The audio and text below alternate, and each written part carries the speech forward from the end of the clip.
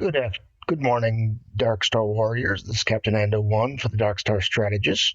I'm gonna do a little brief tutorial here today on Borg missions, Borg hunting mainly, um, and how to develop your Vidar, which is one of the ships that are provided specifically for tackling the Borg targets that are out in the Borg spaces.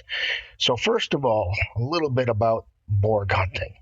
Now, to go Borg hunting, there are a lot of different spaces that are available to you. They all have a little bit of a Borg symbol. It's a transwarp cell that you can use to fly to those spaces. So there are various levels. Most of you who's got an early Vidar or don't have a Vidar but have some transwarp cells may decide to try some of these early spaces like the level 25 areas. What you'll see in the 25 areas is a whole bunch of battleship type probes flying about. They typically carry somewhere between 100 and 200 inert nanoprobes, which are used in your refineries to make two different things. You have inert nanoprobes, charged nanoprobes. The charged nanoprobes are there to level and improve your Vidar. And your active nanoprobes are there for the Borg officers. So those are the two main rewards you can get. The third reward you get here, which is the antique refineries, is something you'll find occasionally from little traders that happen periodically, much like the different scouts of the different territories. They have very specific rewards which allow you to access. When you have the Latinum Antique, you can use that to get special rewards like transwarp cells that will get you into special space. We'll talk about this further as we go along. But as you go into these territories, take a look at several of the different probes you get along the way, just to get an idea for yourself of how many inert nanoprobes they typically reward. So in this instance, you're seeing, like I said, between 100 and 200. You may want to set yourself up with a threshold. The threshold will give you a target to don't shoot for any lower than that. So you want to scan these things as you go in and say, okay, 138, that's too low. I might want to try a different target. 157, that would be a good target. It meets the 150 threshold, and that's one I want to go ahead and take there. And now you can see an assimilated Ferengi trader. That's an example. Someone went for it right away, of course. That is what you want to target for those special, and that special Latinum Antique, which will get you access to certain things that you wouldn't get to normally. And some of those things, there are spaces that have a specific they're attached usually to one of the gas systems, and they'll either require the epic tokens, the epic transwarp cells, or in the case of Taurocedra, it requires a rare Latinum transwarp cell. And those can be very useful because what you can do is you can get a lot of Latinum in these systems. They have both Latinum nodes, which if you look at them, they mine at a very fast rate. But my preference, if I was to come here, would be to go after the assimilated Ferengi miners. My Vidar has 160,000 cargo capacity. That's one of the nice things about the Vidar. It has a much higher cargo capacity than most warships. And you can use that as a means to go in there and quickly set up so you can get double Latinum rewards on your next refinery on Latinum, and maybe develop your Devore a little bit farther. So now, typically when you start and get that new Vidar, 25s are kind of the way to go.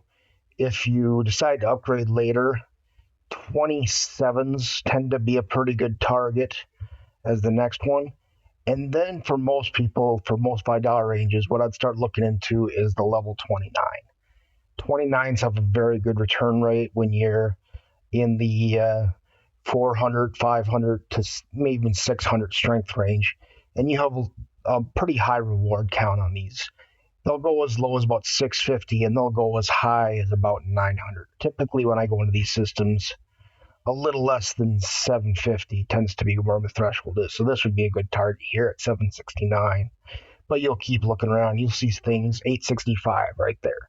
Hopefully, the lithium pirate sees it and makes an attempt at that probe because that's very good, good return. Now, the Vidar itself, as you can see it, mine is currently at a tier 7. So the way that scales, it's close to a tier 1 faction ship. You can see my Mayflower is tier 6 with most of the upgrades. It's about 826,000 power, and it has only one officer slot remaining, whereas my Vidar is actually a tier 7, so it's a little higher. It doesn't scale in power quite as much, but it does have 2 more officer slots forthcoming once it hits tier 9. So it scales pretty closely to the power level of the T1 faction ships. I think in a straight out maxed out match, I think the Mayflower would win just by triangle, but it's a lot closer than, say, for instance, my Franklin, which is currently maxed. It's at tier 9. It's not fully leveled, but it's just a little higher than 500k, a little lower when it's out of space docks. So and it's a lot more vulnerable to PvP because it really a max Kamari could probably take that thing out fairly easily. But the Vidar is actually a somewhat combat capable ship. It's got characteristics which are very similar to a T1 faction ship, so you can take it into combat, but it is ideally used. And oh, by the way, it's also one of the faster ships. As an interceptor, it has a higher impulse speed to begin with, but it actually is higher than, say, for instance, the D4 or the Saladin, which have a speed of 115. It actually has a speed of 120, so it's a very fast ship, by the way. So you can take that into Borg missions. Now, once you get to the point where you feel you're powerful enough, you can also make a shot at the highest level currently available, which is the 33s. That's where I tend to go because it's less populated, and I don't have to spend as long killing probes. So when you warp there, you burn that transwarp cell. Once you have the Vidar, you will automatically get a reward of 2 transwarp cells per day. You can get a max capacity of 8 once you reach the maximum capacity. Instead of the transwarp cells, it'll just give you inert nanoprobe rewards in a very small amount. So I suggest just try to make it a daily, not to let your transwarp cells stack too high because you'll lose out in a lot of rewards if you don't go out and get these nanoprobes, because you might get like 500 or 1500 or something like that. But if you actually take the Vidar out there, right now I'm netting over 50,000. I mean, I could probably do more like 70,000 in the 29 if I have the patience. But you can get quite a lot more, and it's got, in general, it's a more cargo-based warship. It's got a cargo capacity of 1600k right now at tier 7, and protected cargo of 24k. So it's a lot more like a miner in that capacity, but it's very combat capable as well. It's a great ship. I mean, if you hadn't taken the time to get it during the Borg event, I don't know when you're going to get the opportunity to get it again without pulling out your wallet. But it is a very good ship, and it's one thing you want to take advantage of as much as possible, because these Borg officers are also very important as well. I don't have the full set in my roster right now. Mainly have a few. I got the first one I got was 1 of 10, and he's very nice because he has the bodyguard ability, which increases the protected cargo on any ship he's in, as long as he's in the bridge. I currently use him with my Dovor as I mine it Latinum, because that gives me a bit more of a buffer as I go out there. Now, other officers you probably have gotten already, or should be getting soon, is 9 of 10 and 8 of 10. These are more combat-related Borgs, so they will increase in this case, the attack of other officers in the ship by 45%, or defense. And their captain abilities are more scaled towards fighting Borg. So this decreases the chance of the opponent's dealing a critical hit by 10%, or in this case, increases your chance of dealing a critical hit by 10%, which if you augment it with other Borg can go up to 20 or even 30% very quickly. So it can become very powerful, and supposedly, if that's not been fixed yet, there's a bug where this critical chance also applies to any ship. So out there, it's a lot of crit you could get. So if you ran this with Gorkin and the hull breach crew, having that extra 20% in there could make an interceptor class very viable in a PvP situation. But when I typically run my crew, I always go with my standard um, hostile crew with Talan because these are battleships. They do a lot of kinetic damage. And that way I can usually clean up. And like I said, I can usually clear somewhere in the vicinity of 50 to 60,000 if I'm going to 33 space, which is a pretty good haul for a very short period of time. Other Borg officers you'll get later on, I'm hoping to see eventually. But the biggest one is 10 of 10. That's something you got as a reward for that tribble turn in. It's a minor tribble in all sense of the word. It increases the mining speed of the ship by 80%. And more specifically, it also goes for power steel, titanium, dilithium by 50%. So if you're trying to really mine those things, it'll do that for you. And then 5 of 10, she's the other epic, and she's the best Borg captain. She increases all these mitigation abilities within the Vidar, and she increases the resources drop from hostiles by 20%. So she can take that number that you normally see and increase it by a lot more. I'm going to go ahead and reset my miner before I continue discussing, but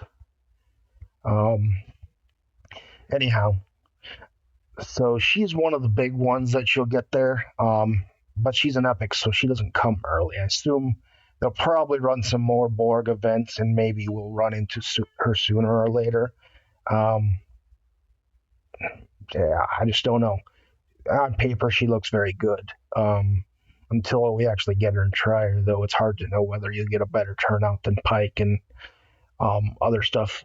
Another one you get as a rare is 7 of 10. He has the Resistance is Futile ability, which basically doubles your shots going out. That's pretty strong as well. That might kill them a lot quicker. The nice thing about the Vidar is its weapon power is increased against Borg probes, so it tends to be very short battles when you use it. And you really can't use even your biggest regular warships higher than maybe 25 or 26. And usually you won't get as good a return as a Vidar once it's increased a few tiers. And he increases the health of every officer in the ship by 60%. So he's another stat increase for the bridge officer capability. The idea here is these things are making you very effective against Borg. So you'll have Borg to go against Borg. That's how that typically works. Now, when you're in the system, you'll want to make yourself get in the habit of scanning everything. So you take a look here. My threshold for 33 space is 4,000. So typically, if I don't see a target have less than 4,000 inert probes, excuse me, I will just skip over it. And if it's not very crowded, you shouldn't have a lot of interference here. And these don't get super crowded. The transwarp cells, you only get so many of them. And unless someone just goes AFK for long periods of time, they usually don't spend a lot of time in here. So you should have, assuming it's not too crowded, pretty free reign. Tends to be, it's not a PvP free environment. Some people like to be jerks out there and waste their transwarp cells to go after other players rather than the probes themselves. But the Vidar, since it's more combat capable than the Franklin, it's not as susceptible to the Frank ganking type of mentality as it would be otherwise. And it's got a pretty good protected cargo rate. So you should be able to get a pretty good haul, even if you do encounter those random jerk players in the game who like to just go out there and kill other players while they're in these spaces, even though they got to burn the same transorb cells that you do to get here. But yes, just get in the habit of scanning. If you don't see a lot of probes at your threshold, you can consider temporarily lowering your threshold. As you kill probes, it'll replace the probes. Some will have higher than your numbers of inert probes, some will have lower. You're just going to have to get in the habit of scanning them one by one. And while you're attacking one probe, scan another, let the other attack happen. And then once it does, you move on to the next target, which has high rewards. So that's what you want to do with that. So attack's over. Now move on to the next target. Look for other probes that might have a good number of cargo on it.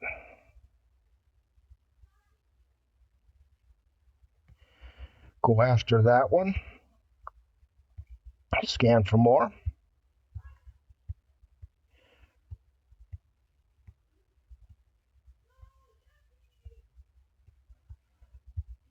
And it may take a while. Sometimes you'll run through these and you may have to lower your threshold a little bit.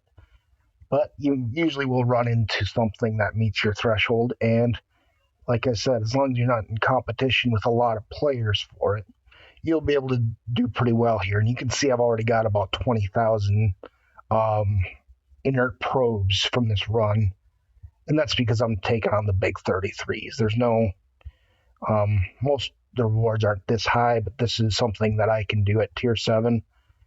And it's usually a pretty quick run for me. And it's good leveling area since I'm now newly leveled at this tier. So I can keep leveling this thing and get better rewards each time I go out here. So hit the next target, scan for more.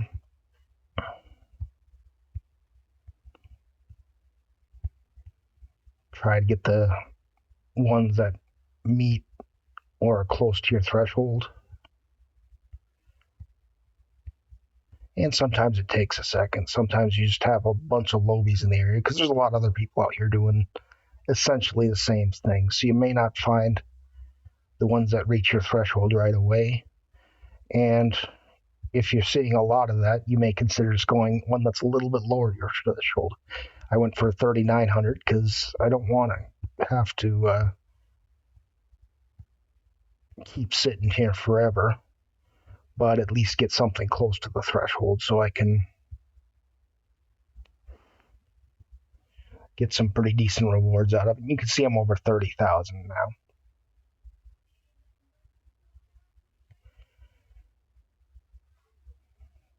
And then just keep searching around as you get a new target acquired. Just find a new target that's relatively close to where your threshold is.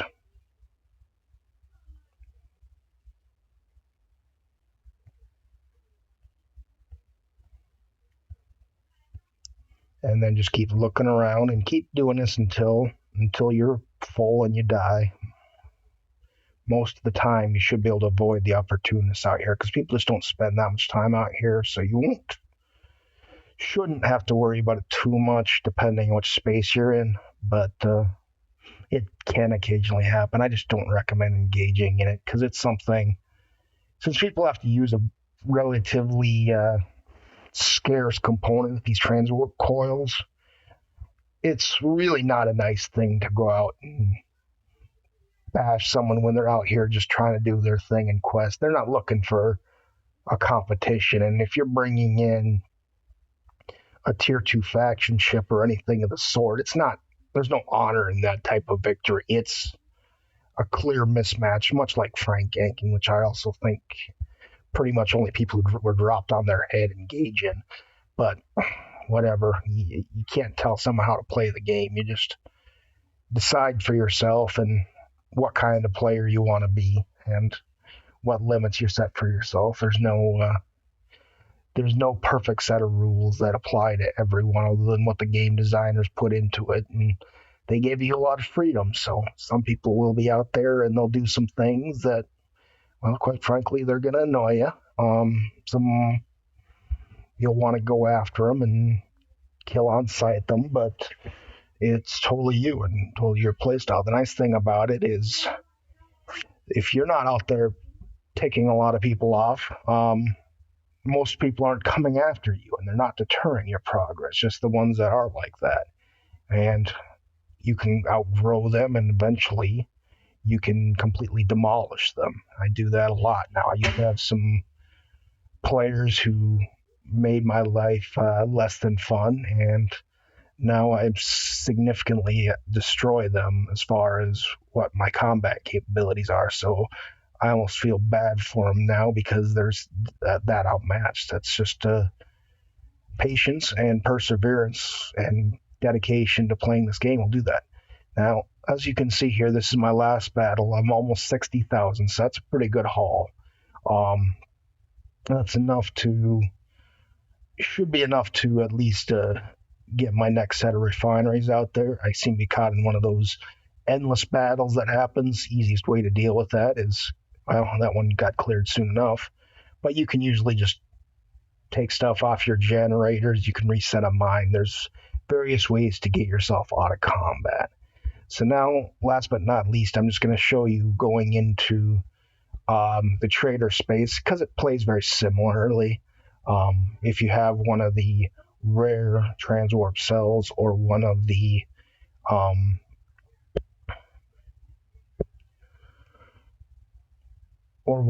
epic transwarp cells that you get from refining, you can go ahead and apply that there. Take care of some stuff while we're warping. Because you can pretty much do those areas and you can fill the entire hold. You could also technically take a Devore out into the space over here and you could just mine the latinum. But I prefer just to kill these things. At the 28, you see almost 5,000 per hit, so it's not going to take me too long at this rate to fill my cargo hold full. So when I take that, that's 160,000. That's about 8 times the protected cargo capacity I currently have on my Devore, which is right now at about 21,000. And this takes about 5-10 minutes of my time. Part of it going into warp and part of it just killing the things out here. And this is an area where if you really want to make yourself a target, if you go into PvP mode, these rare and these epic transwarp coils do not come frequently. So if you really want to agitate someone, that's a way to do it. I'm not that type of person. I like to pretty much go along to get along unless you cross me type of mentality. But, I mean, like I said, everyone's playstyle is different. I just don't like to be a sociopath when I'm out in the middle of space. That's just me. But, to each their own. I can't stop those who choose to go that route. They just do their thing, and I make sure they explode horrendously every time they engage in it. That's kind of the way this dynamic works. You can't enforce people to be friendly players, but you can sure punish them for being very difficult. That's kind of the advantage of not sitting there and just warring your way to being a temporary PvP god, and then just find out that everyone else has just progressed normally around you, and they now outpower you by a significant amount. I mean, you see people in global chat who are notorious in this. They got to a certain level, they just kill miners all day. They don't progress their bases. They don't advance their ships. So now you find out that you're way more powerful than them. And that's how this works. I'm just going to show you a couple kills here once my Vidar gets here to show you how little damage a well-tiered Vidar will do. So you can kind of see how easy it is to get to 160,000 or whatever your current cargo capacity happens to be. It's very easy to do. And you can get yourself a nice little latinum surplus, so you can do a couple of double refines, maybe a few days in a row here, catch yourself up, build your Devore higher, and you can keep using it and having it go out to deeper space, mining at a quicker rate. That's the advantage of doing all these things. With perseverance, they all pay off in the end. It's just a matter of patience and perseverance, and if you decide to throw a little bit of your own personal resources into it, it is a hobby. It's teach their own. If you're not sacrificing a mortgage or anything like that, I mean, I can't judge you for it. Can't judge if you should do that anyway, but some people play that route. We all see the players who are out there blowing clearly large wads of cash, and they have 7 million strength kelvins, and they go around and pop 300 to 500k miners with them. Okay, teach their own, I guess, if that's what you find fun. More to our to you. So anyway, yeah, the Vidar is pretty good here. We have like you can see, there's a few people that are out here mining. I don't fault them for that. That's perfectly legitimate decision. Very nice guy, by the way. And it looks like he brought his faction miner. But I typically just go out here and just load up. You can see these 5,000, near 5,000 hops. So I'm not really worried about these Ferengi miners. They don't do enough damage to really be a threat to reaching that threshold, because here I'm almost at 10,000. You can barely see it, barely ticked off the damage, and you can fill up, you can get that latinum, carry it home, call it a day. Doesn't take a lot of time to do these Borg missions, or these Borg, I should call it runs, because missions are different. There are a set of Borg missions, which I do not have, so I can't show you in a video, but you can do those things as well. But take advantage of this aspect of the gameplay. There's an element of fun involved. It's a way to grow your fleet in a different direction. You have a actually quite capable ship you can use in the Vidar in multiple purposes. Very fast and pretty combat capable relative to being a niche specific ship. So I highly recommend people go in and try this for themselves. Keep working at it. Persistence and perseverance is all it'll really take. But that's all I have for this video. If you have any questions, please reach out in Discord or in-game chat, and we'll try to address them. But for now, this is Captain Endo 1 for the Dark Star Strategist. Live long and prosper, signing off.